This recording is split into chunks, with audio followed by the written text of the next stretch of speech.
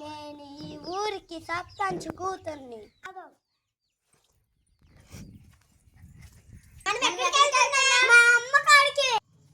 ఏవడే మన ఊరి సర్పంచ్. వీళ్ళిద్దరు గొడవ పడ్డారు.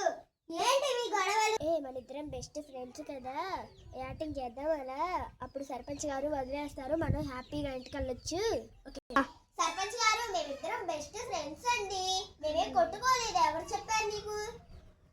నా కూతురు చెప్పింది. సర్పంచ్ గారు, మేమిద్దరం వెళ్ళండి.